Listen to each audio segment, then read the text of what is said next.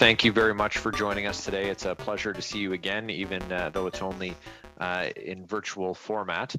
Can you tell the committee how long it usually takes your office to compile and release a report on alleged illegal lobbying once you've started it? Well, that is it's a good question. To issue a report to Parliament or to issue a report to the RCMP? To issue a report to Parliament. Well, to issue upon, I haven't done one yet. Okay. My reports to Parliament have been on the Code of Conduct. On breaches of offences of the Act, I have sent 10 reports to the RCMP, and therefore I can't report to Parliament until those either individuals are charged with or they come back to me because they don't plan on charging them. Right, and so there'd be it'd vary each time once you detect or suspect criminality and you make that referral to the RCMP. That could happen really at any juncture during your investigation. Well, if we consider that I've been in office for a little less than 3 years and I have sent 10 investigations to the RCMP, I would say that on average some may have taken 3 months to send there, and some may have taken less than a year, obviously. Okay. In your view, should post-employment restrictions for designated public office holders in the Lobbying Act be extended to apply to former public office holders, such as members of Parliament, who are not currently covered? I'm not sure I fully understand the question. I mean, every former designated public office is subject to the 5-year prohibition, unless, of course, they work for a corporation and the activities of lobbying would be less than 20%. So there is a small exemption there. And I do believe that I find that there's no explanation for that exemption, and it should be the same for whether or not you work for an organization or corporations. But currently, everyone that's a former designated public office holder is subject to the 5-year prohibition. Do you believe that all members of the House should be included? Members of the House are currently included. Okay. So in the Lobbying Act, with respect to an organization with in-house lobbyists, to register within 2 months of the time when the combined lobbying activities of all employees over a period of 30 days amounts to at least 20% of the work of a single full-time employee. Could you clarify for us what that usually looks like? And I appreciate that you did touch on this during your opening remarks. So what this means really is if you look at the total of the communications of all employees, if you added this all up, it would amount to approximately 1 day of an employee's work per week, which is about 30 hours, 32 hours a month, if you look at it in a month's time. When we calculate it, it's not an easy task. It is a bit of a burden because it's to look at how many communications occurred, how much time was spent on these communications. It is also about the preparation time. It's the presentations that are being done, the length of the communications, and then the meetings. We add all this up to determine whether or not 30 hours was met within a month. Okay. There, as you know and have stated, there was a review of the Act set to take place in 2017, and 3 years later, that has yet to take place. We have just about 2 minutes left in my questions to you. Could you share with us what your recommendations you have for the Act? Because in a minority context, we don't know when the next election might be, and we might have another election before that review from 3 years ago, due 3 years ago, actually takes place.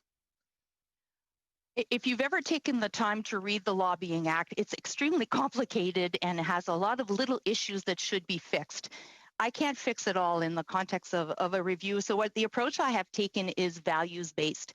So unless a recommendation enhances transparency, efficiency, fairness, and clarity, I'm not going to bother. So I've come down with approximately 13 recommendations. I'm consistently looking at them again and adapting as my experience grows and as time goes by. Clearly, the eliminating significant part of duties, hopefully enhancing a spectrum of sanctions, because right now it's either a report to Parliament or the RCMP. Certainly harmonizing the time limits between 10 days for a consultant to register versus 60 days for an in-house lobbyist, eliminating the inconsistencies between what in-house corporations and organizations have to disclose on the website. What other ones do I have? I have that's about, oh, sorry, I can't hear you. Sorry, if I can just interrupt, I think I have about 30 seconds left. Sure. So I do appreciate your responses, and I have looked at your recommendations, and thank you for sharing some of them with us today. My last question is, and while I know the answer, I'd just like you to share for folks who are listening that you cannot, in fact, confirm what investigations are ongoing in your office. I can't. I can't confirm. I'm doing the best to be as transparent as I can by giving you numbers, which I hope gives some comfort to the committee that we are really on top of the files. But no, I can't confirm which investigations I'm looking at. I appreciate that very much, ma'am. Thank you. Thank you, Mr. Barrett. Thank you, Madame Blanche.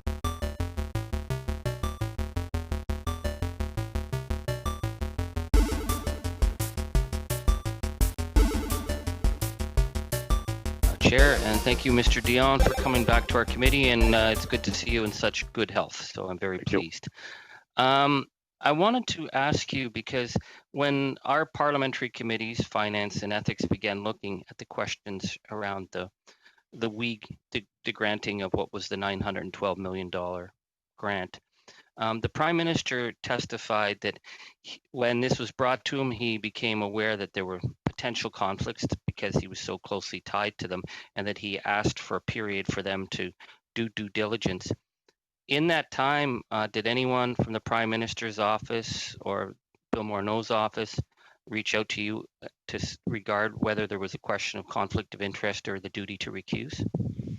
The advice we give to people such as Monsieur Morneau, Monsieur Trudeau, or any one of the 2,400 people I was talking about is confidential. The fact that Yes. They approach us, they don't approach us, I am simply not at liberty to discuss that. Under the I Act. totally understand. I totally understand. It's just, it is very germane to the parliamentary investigation, whether or not that due diligence was done. So we will continue to look. I think what's been very complex for parliamentarians to deal with the we issue is we are dealing with a group that is very, very complex in its corporate structure, multiple companies.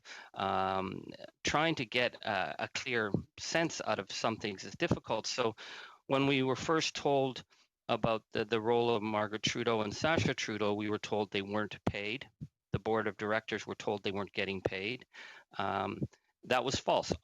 Committee testimony found out that, you know, upwards of $350,000 was being paid, but the Kielburgers said that they weren't paid to do public speaking.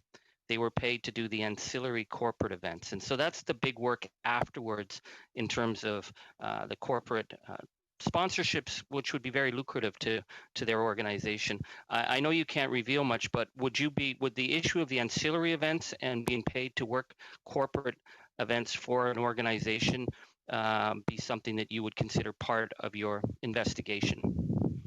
We will look at anything that's related, even though somewhat remote. I'm not saying this is somewhat remote, but you know, we take a very, very wide approach, and we will be looking at that issue for sure. Well, I thank you so much for that. And Madame Gregoire Trudeau, who's been a strong advocate for youth, she, I understand, was given the dispensation to be a goodwill ambassador with We, to be on their, to run their blog.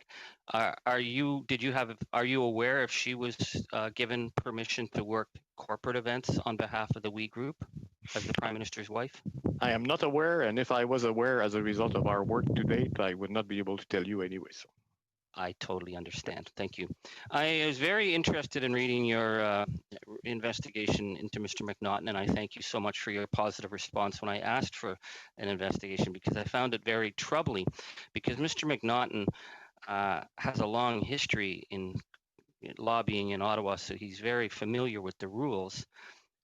He had said that he had cleared this with you, and in your paragraph 4 of your report, you said that you had, following consultations Mr. McNaughton, following consultations with the Office of the Conflict of Interest and Ethics Commissioner, was named president of Palantir Technologies Canada, effective September 4th, 2019.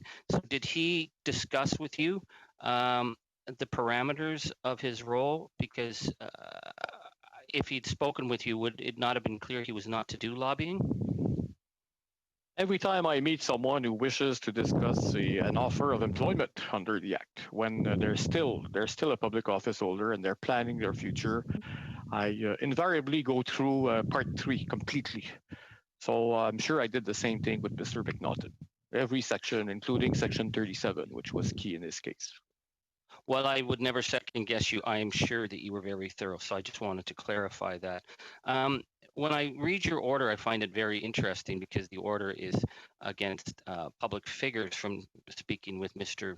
McNaughton, which I found interesting.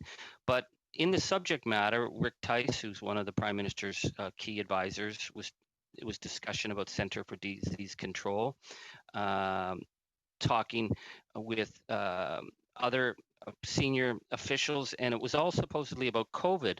But Palantir lists itself as a defense contractor. Were they discussions with the chief of defense staff? What would that have to do with the COVID? Were they talking, are you aware that they were talking COVID or other contracts? I'm not aware. When I say it's COVID related, I mean essentially the period, but and the team, I'm sure would, and the order itself should reflect it, but I cannot answer the question today. I simply don't remember. So.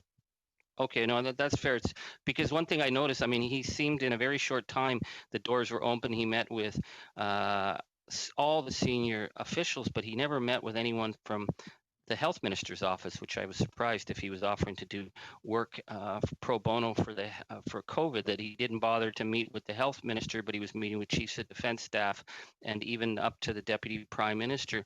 My sense of concern with Mr. McNaughton is that this seems to be a disturbing pattern that we do not want to go back to, where someone who's very powerful, who is connected to the prime minister, who worked as a lobbyist, who becomes a public office holder, and then walks right back in and is invited right into the deputy prime minister's office.